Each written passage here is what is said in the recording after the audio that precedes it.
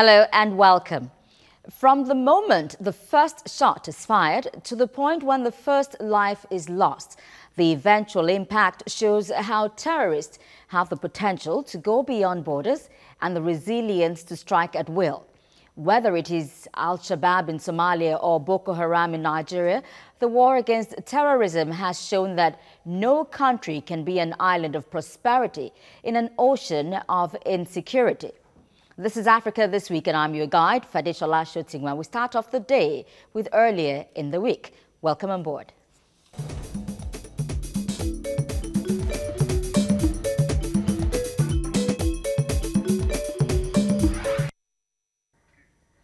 Exiled Democratic Republic of Congo's opposition leader Moise Katumbi said on Monday that he would return home by June to lodge his candidacy for a presidential election in December to succeed Joseph Kabila.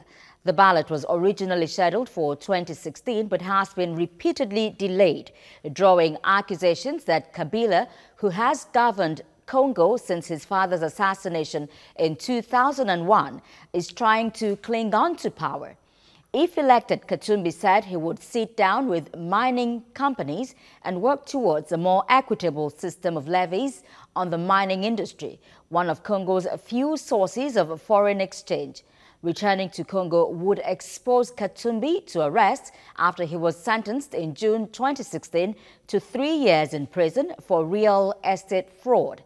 He, however, says the accusations against him were politically motivated. When I become president, I'll call the mining guys, I'll call the Chamber of Commerce of Congo. Let's dialogue. Let's see what is important. Today, he removed the stability code. Can you tell me the stability in the code? If there is no stability, even a dog can't come and invest in the Congo. Because no stability, no guarantee of the money.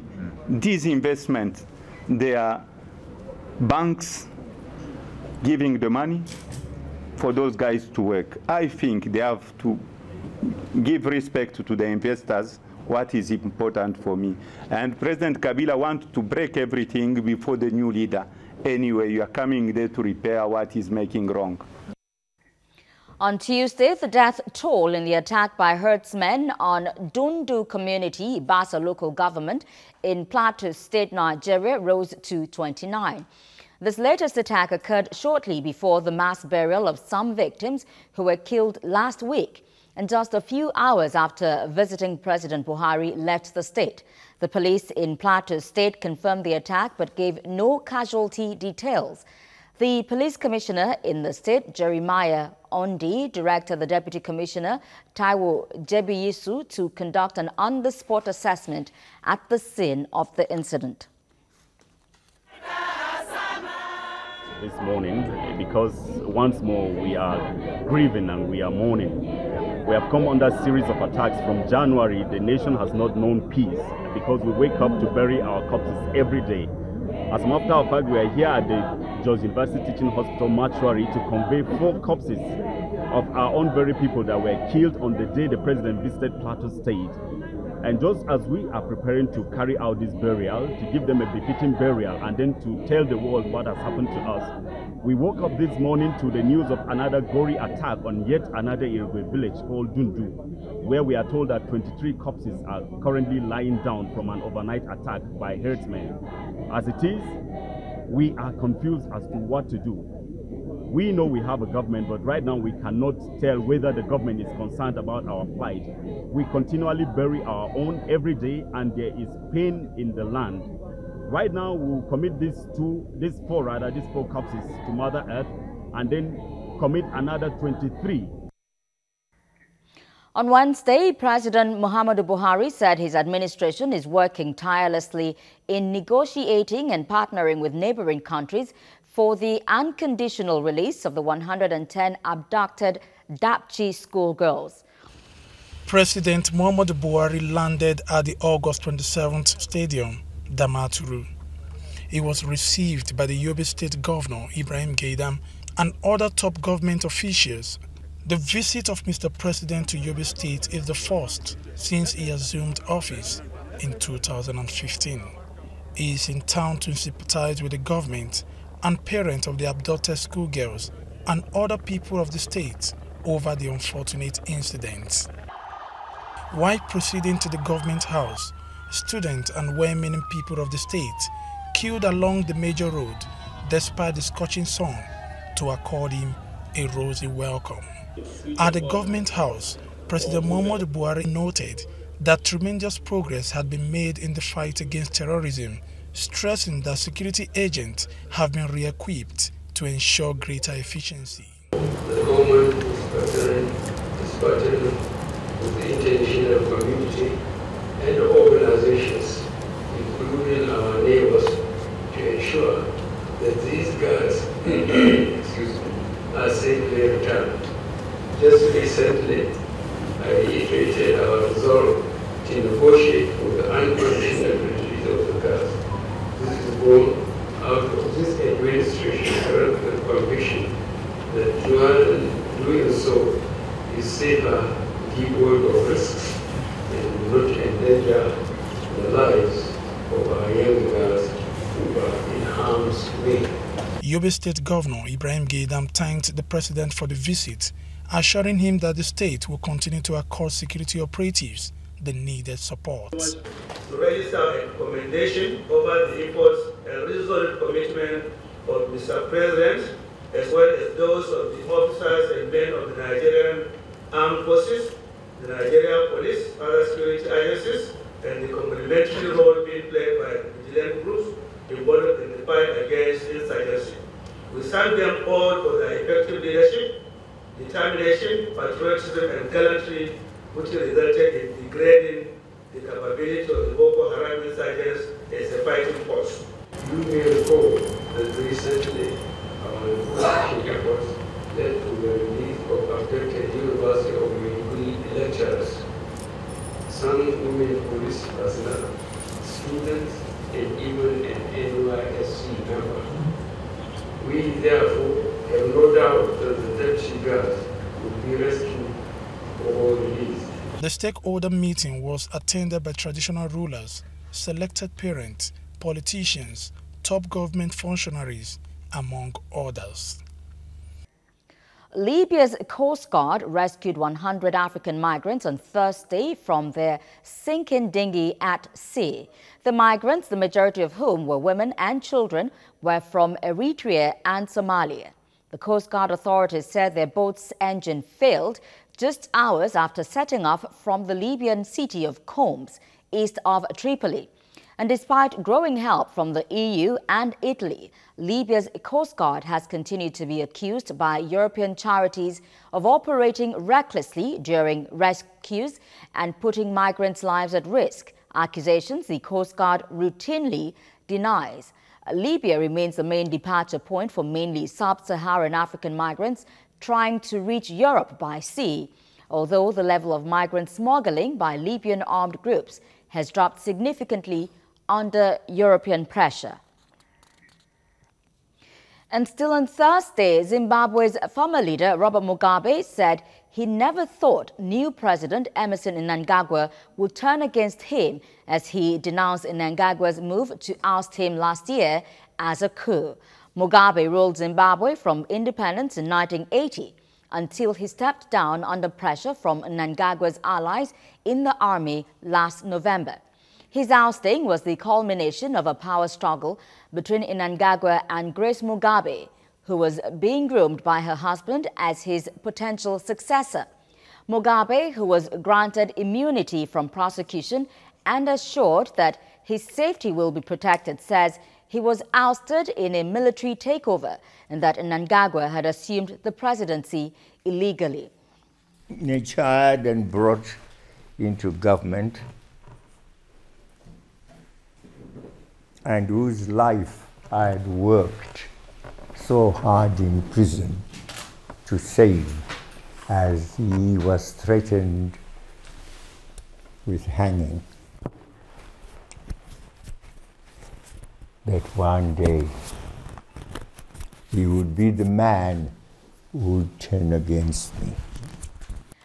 A South African court granted bail on Thursday to 6 police officers charged with murder and attempted murder in connection with the 2012 killing of 34 strike-in mine workers in Marikana. The group were in court for the first time since police gunned down the miners on August 16, 2012, in an apparent attempt to disperse Long Main miners who embarked on an unprotected strike. The killings, believed to be the deadliest security action since the end of apartheid in 1994, has become known as the Marikana Massacre. A separate judicial inquiry set up by former President Jacob Zuma largely laid the blame on the police for what it called ill-planned and poorly commanded operations. I have come to a conclusion that indeed it is in the interest of justice that all 6 accused persons be released on bail. On Friday, South Africa's Chief State Prosecutor, Shaun Abrahams, announced the reinstatement of corruption charges against former South African President Jacob Zuma. Zuma faces 783 counts of corruption relating to a $2.5 billion government arms deal in the late 1990s. They were dropped by the National Prosecuting Authority, the NPA, shortly before Zuma ran for the presidency. But his opponents fought a lengthy legal battle to have them reinstated. And with that, we have come to the end of Earlier in the Week. Up next is Dig and Dip, and that will be after the break. So stay with us.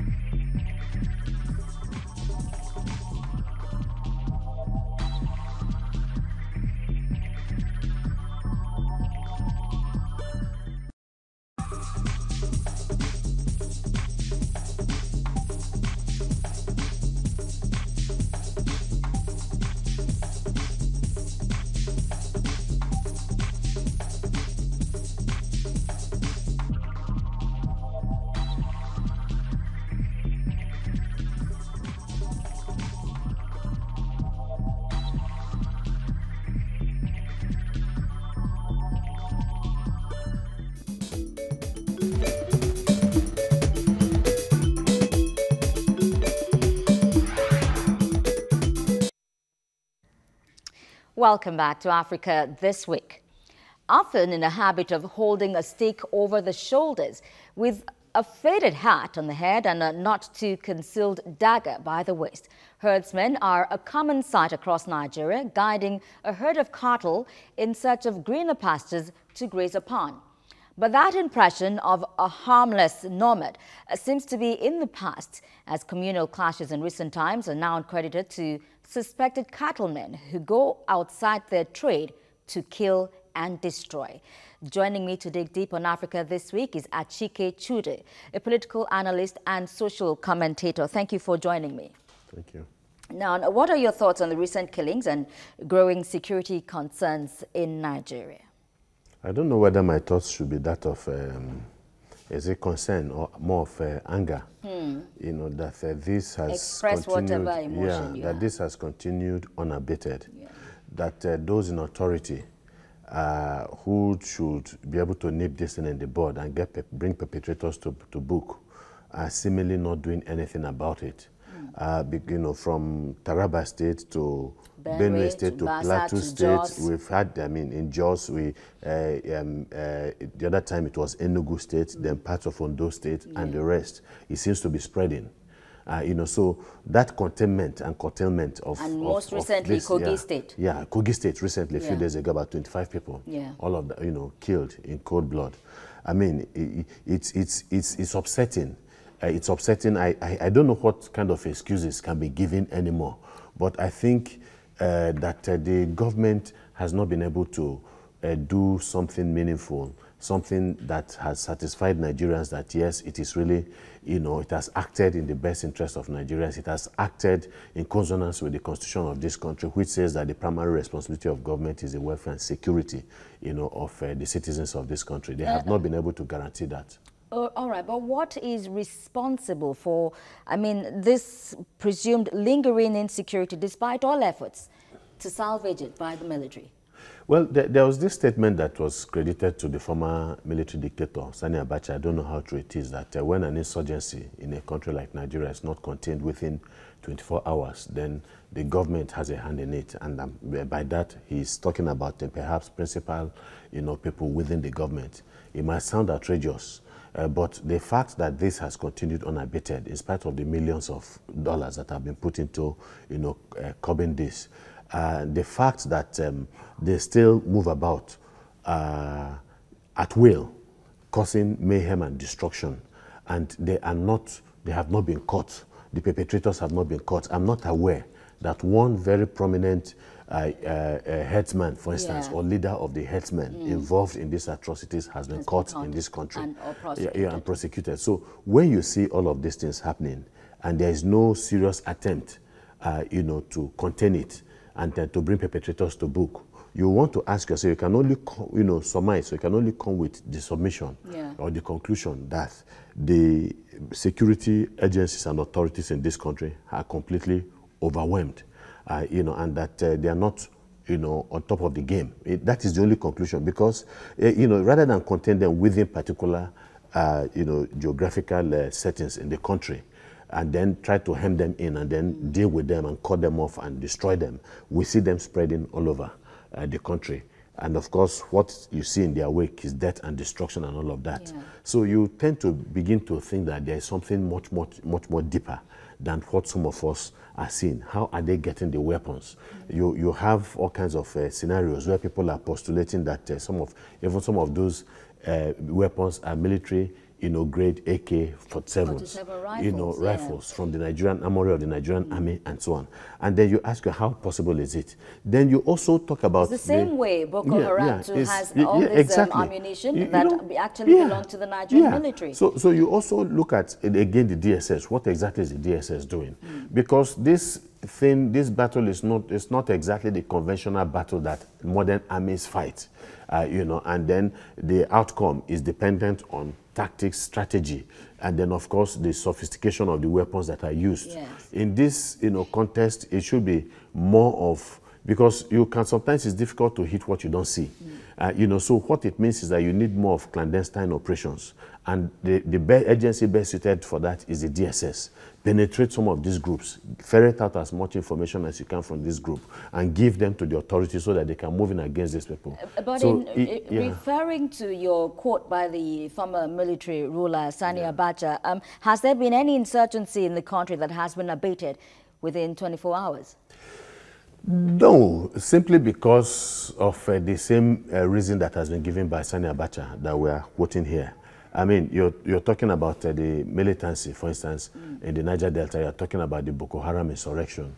You're talking about the herdsmen killing and all of that. And then if you look deep into all of these things, you will see the actions. You will see the activities of politicians also fueling some of these things that's going on. Of course, we all know that the former the former governor of Rivers State at the time was implicated even by in the confessions by some of the militants that he had a hand in bringing them up, for political purposes or expediency.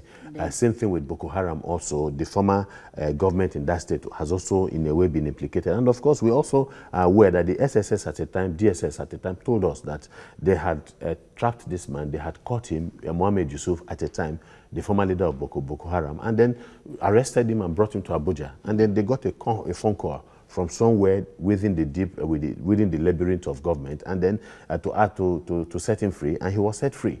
And then we have all seen what has happened even after that. Sometimes you tend to feel a little bit, you tend to have some sympathy for security forces, because when some of these activities too, in a way, are also being dictated to by some of the political actors in the country. It becomes very difficult for Indeed them it does. to do their Indeed job. it does. We had the Chibok girls, and then now we have the Dapchi girls scenario. But let's look at this now, and it's very quickly. How would you assess government reactions and strategy to all these issues?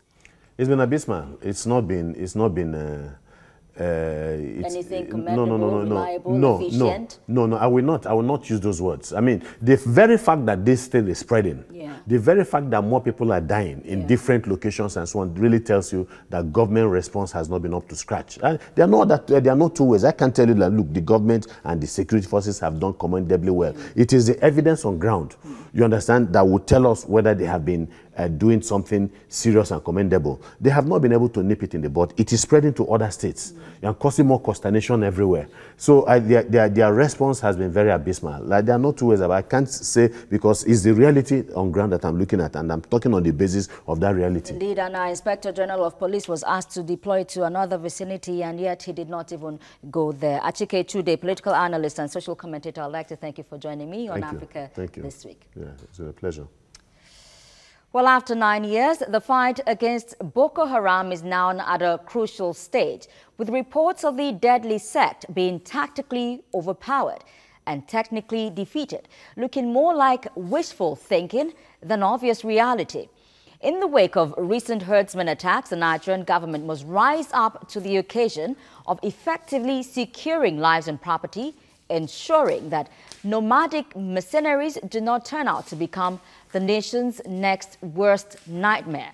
I have been your guide, Fadeshola Shotingwa. Many thanks for watching, and bye for now.